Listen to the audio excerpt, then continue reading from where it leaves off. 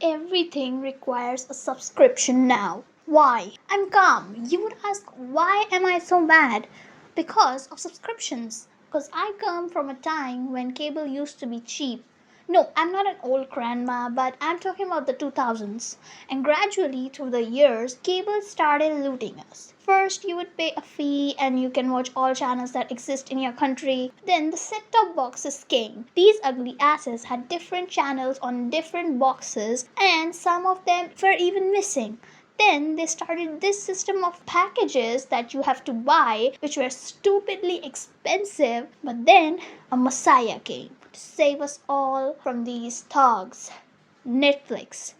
I guess in the West, Netflix existed as a DVD service first. The users could order their favorite TV shows or movies and they would deliver them at their house. But later they shifted it from physical DVDs to online versions and catalogs. This is why Netflix got so popular in the US that they beat their competitor Blockbuster, which used to be a DVD and CD company also. But in India we got Netflix in 2016.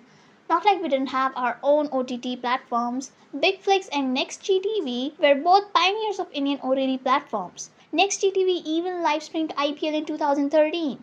For anyone who doesn't know IPL, it's Indian Premier League where regional cricket teams play kind of like soccer in the US.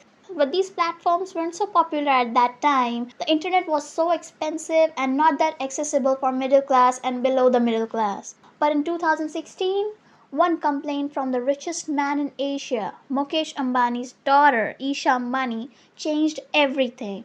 Bear with me, this is a fun story. Imagine you are the daughter of India's richest man at the time, the biggest business tycoon, Mukesh Ambani. You study at Yale, but then you come back to your home for vacation in your $1 million house in Mumbai, which is where I live too. But you need to do your assignment for which you need internet. But your Wi Fi is so ass that it's too hard to even load anything on your computer. So you do what every daughter does: complain to your dad. See, dads can literally solve any problem, okay? And so did Isha's dad. He and his company developed Geo services, providing not just cheap internet, but also free internet. Can you imagine?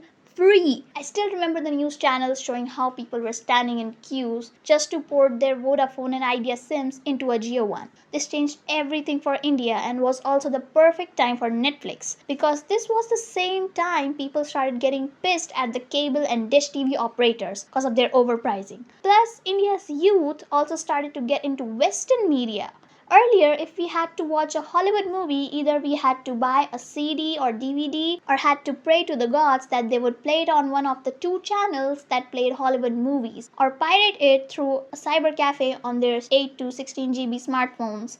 It was also the perfect time because we are the generation who grew up looking for more and better. Netflix was perfect, but still Netflix wasn't a household name here yet because it required a smart TV, which many houses still didn't have. At first, this idea of subscription services was almost genius. For a mere couple of dollars, you get to have all the shows and movies at your fingertips. But now everything went to the ground, where these streaming services, which people used to use because they were affordable, are now hiking their prices every year. And also, they are multiplying: Disney Plus, Amazon Prime, HBO Max, and Netflix, and I don't know. It's like we are back at square one. If I have to watch a new movie, it's probably on Netflix, right? No.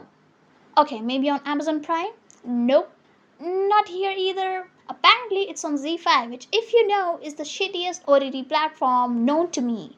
Not because of its catalogs or anything, but because it's so slow, it automatically stops working. And its logo is fucking ugly. Yeah, that's the main issue to me. Whoever designed this was probably paid in candies. Or maybe, who knows, they pulled this out from AI's ass. I think even AI can't shit this bad. But now in 2025, it seems like just to exist and not die due to boredom, we have to work 9 to 9 so that we can afford these subscriptions. And about the free internet I told you prior, no, it doesn't exist now. It was a marketing strategy so that people would shift to Geo. Geo stopped giving free internet services in 2017, just a year later. Oh, these poor people are so easy to fool. It's like giving you the taste of an addiction and then taking it all away, trapping you in this cycle of paying for life. I miss when you could own things, like when you paid for something and it was yours. Many of people living right now are in rented houses. where all the things bought are on credit and the shows we watch are also not ours to own. These companies have found out that one time selling is not profitable enough. Let's make more money from you monthly or bi monthly, or why don't you just take a loan out and give us the money and take the annual subscription?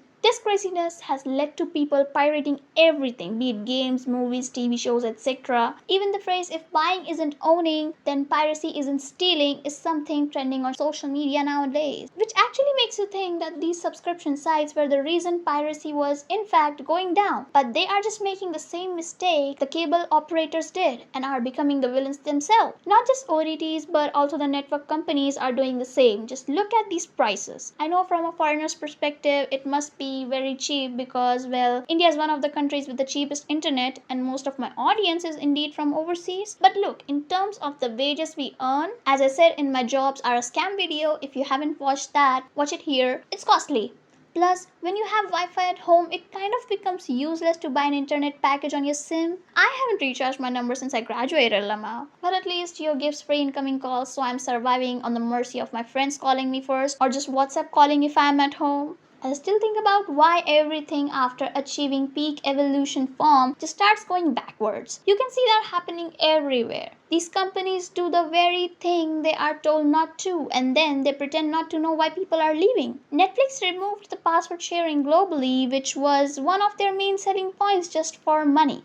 It feels like everything now just lives for capitalism and shareholder value. It's like customers, values and morals doesn't matter anymore. Nah, they wouldn't do that. Oh, they're doing exactly that. Well, silly me who thought companies work for their customers and advancement of human society. Before closing this video, I would like to say I don't endorse pirating movies, TV shows or games cause surely they want to pay their employees a living wage.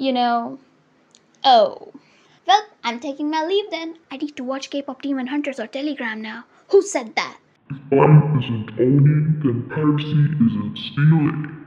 Guys, don't listen to Larry. Bye.